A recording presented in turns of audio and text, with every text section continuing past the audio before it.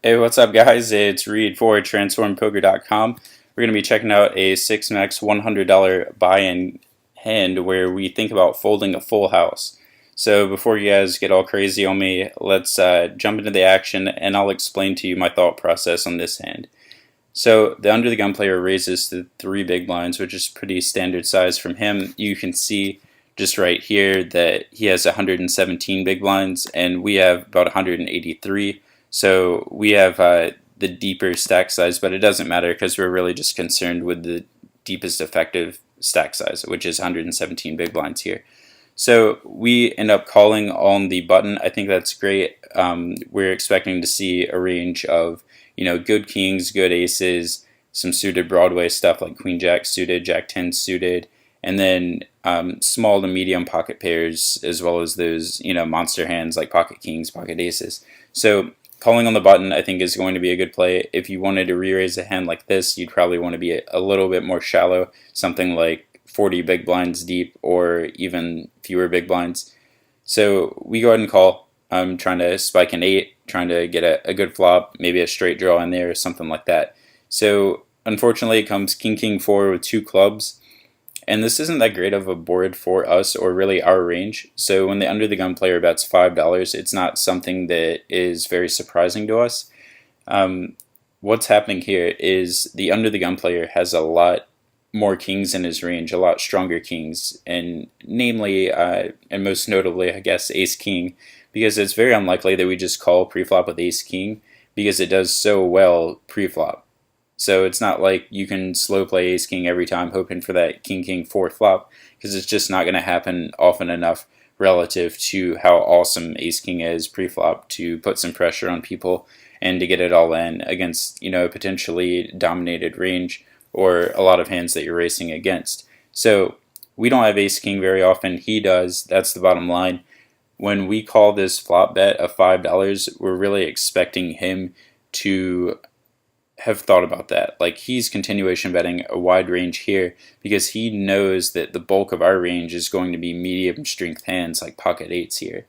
That said, we do want to call because a lot of our other parts of our range are hands like ace queen offsuit or ace jack of hearts and things like that are just no-brainer folds here because they don't connect to the board in any way.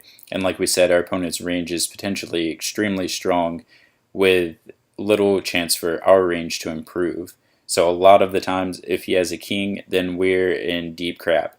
So we call the flop, hoping he shuts down and we can see a showdown, or that we can make some tricky plays on the turn, or that we're just going to end up folding, but also inducing action with our stronger hands. So if we always folded pocket eights and only called hands with a king, then it would be very easy for our opponent to play against us. So calling with a hand like eights isn't bad just because it's marginal. It's actually great because it's marginal and we induce some more action in different types of hands. So our opponent can't get reads on this, which is great. A great way to go about playing no limit hold'em. On the turn, it's the greatest turn of all time, the 8 of clubs. So if he has a flush, we're just like praying for him to have a flush so we can get some major value here.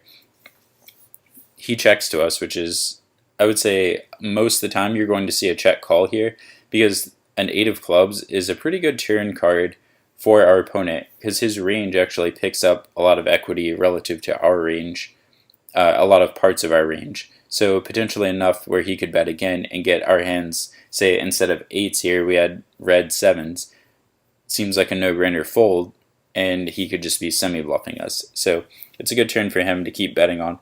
When he checks, to me that kind of says he's either giving up or he's pot controlling most of the time. And at $100 buy-in levels, you're not going to find people with a very balanced turn checking range here. So it's not like, oh man, he checked us on the turn. Does he have a flush? Does he have a king? What's going on here? It's pretty much he just has queens with the queen of clubs or some other similarly strength hand. So, potentially if he's pretty good, he might have a king or a small flush some of the time. But I don't think that's very likely. The king may be likely because he might be thinking like, oh, if I bet twice here, really what's going to call me besides a flush? And I think that's probably a good way to look at it. So checking a king and calling on the turn I think is a decent idea from him, at least some of the time, because it's very difficult for him to check call the turn and really really have the ability to realize his equity in the hand.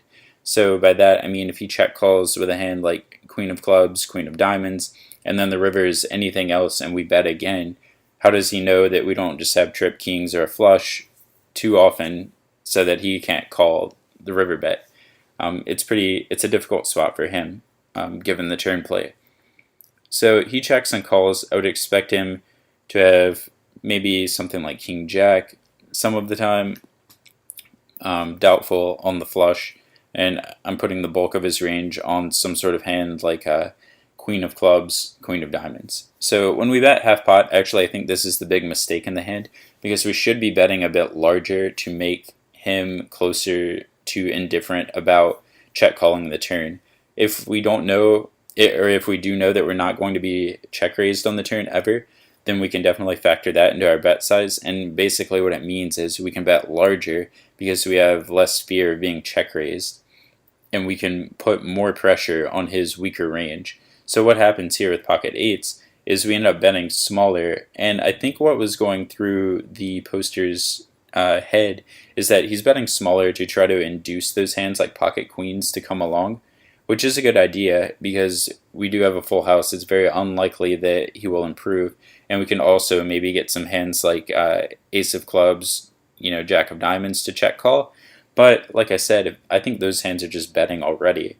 So sizing the bet small here is a mistake, I think, because what happens on the river is if he doesn't make a full house, he's going to check fold easily, and then if he doesn't make a great like a bigger flush, like an ace-high flush, he's going to check fold easily. So we don't really have an opportunity to get a lot of river value here. And what you want to be doing is putting your opponent into a tough decision on every street with every bet as best you can. So I don't think betting half pot on the turn does that.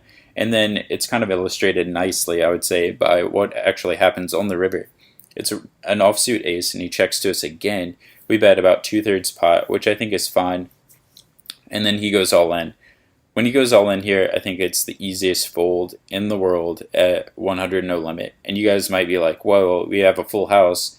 How are you going to fold that? So what you need to be thinking about in Hold'em, in really any form of poker, is that hand strengths are relative to actions, board texture, and stack sizes. They're not on this scale from ace high to a royal flush. Well, they are, but not that scale isn't going to help you play against another player very well. So when we're thinking about his range on earlier streets, we said it's pretty unlikely he check calls the turn with a flush. And if he does check call the turn with a flush, I don't think he's going to be check raising all in on the river unless it's the ace-high flush. And then even then, that seems pretty thin to me. It seems like he would only be getting called by a full house, if that. So it doesn't make sense to check raise for value. That really leaves on the river his check raising range as pocket aces, pocket kings, and ace king. We lose to all those hands. And so I think it's an easy fold. Let me know what you guys think in the comments section, and if you guys want to see a different type of hand, go ahead and post in the comments section, and then give another person's post an upvote. That way, whoever has the best comment, it's going to rise to the top. So if everyone just votes for themselves, everyone's just going to have one comment. So if you guys want to vote for yourself and one other comment. But we need to get the best one to the top, and I would gladly make that into a video for you guys. So see you next time.